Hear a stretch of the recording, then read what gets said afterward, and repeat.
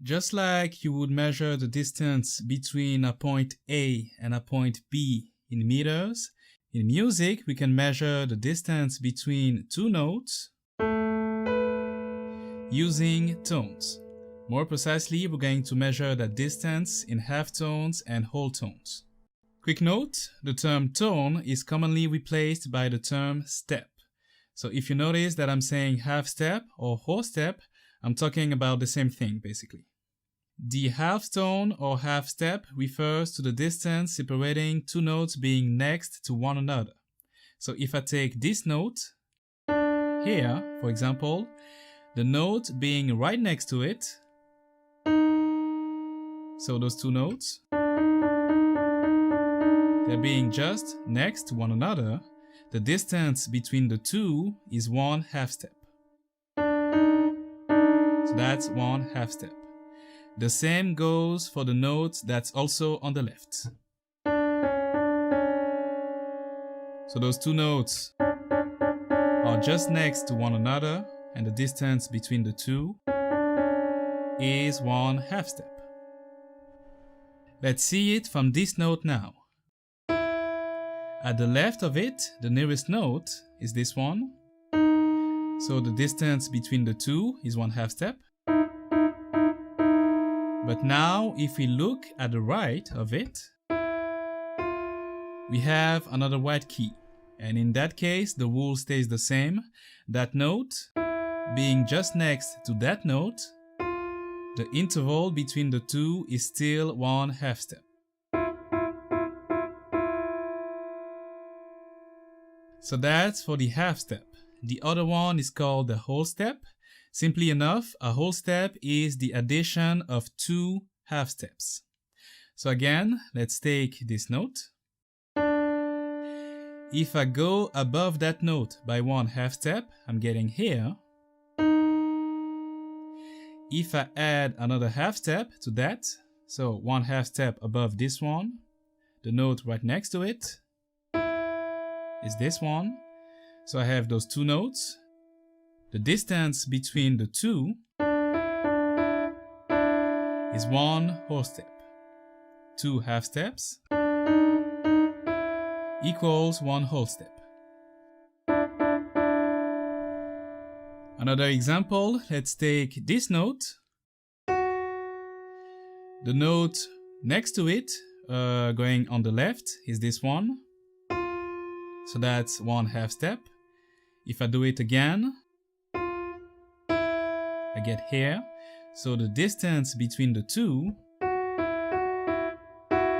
is one whole step. So in general, the half step is when you see two notes right next to each other.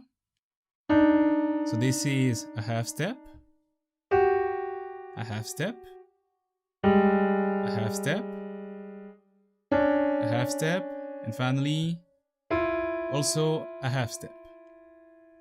And the whole step is when you see two notes separated by another one. So that's a whole step. You have this note in between. That's a whole step. This note is in between. That's also a whole step. This note right here is in between the two. And finally, those two are also separated by one whole step. Okay, now that we went through the tonal structure, we can understand better how to name the black keys. Remember, I said that the keyboard is arranged on a pitch. When you go on the left, you tend to go lower in pitch, and when you go on the right, you tend to go higher in the pitch. Well, we're going to take that knowledge and apply it over the tonal structure.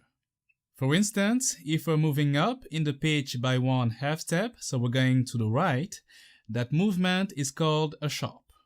And the symbol for that is just like the hashtag.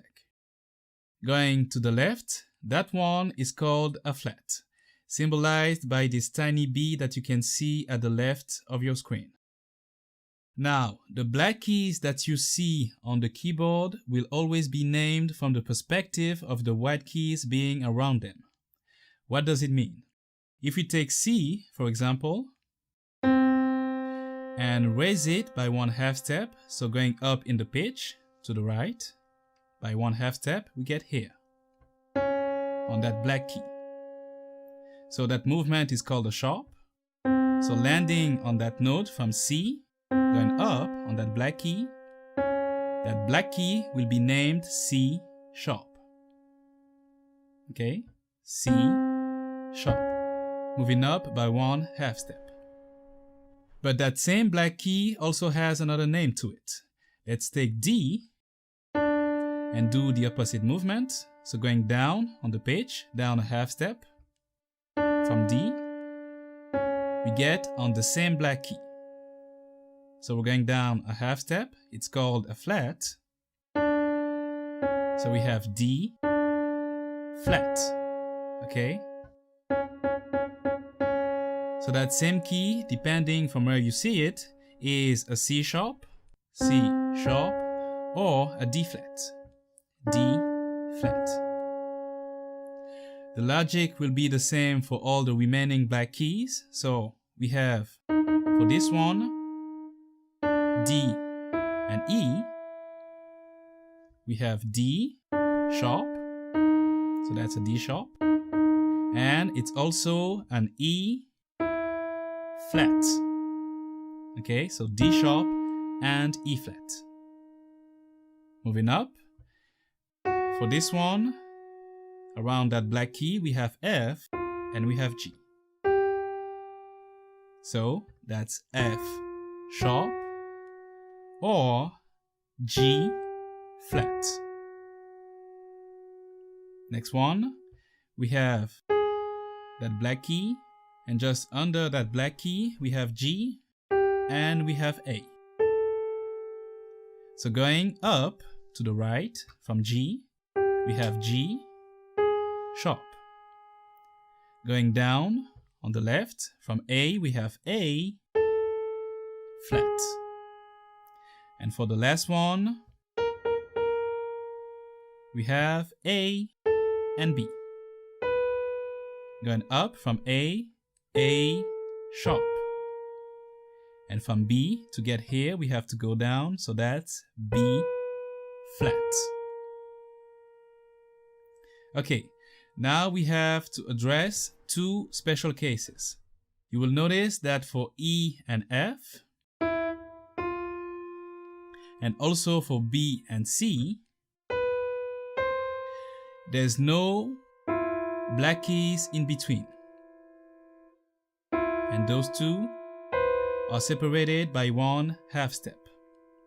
Based on the logic that we've just learned, if we raise the note E by 1/2 step, we get here. So that F should be called E sharp. And by opposition, if we take down F by 1/2 step, that same E becomes F flat. That's technically correct, but since those notes already have a proper name, we're simply going to stick to that. So that note is an E, and that one is an F, regardless of where you see it. It goes the same for B and C.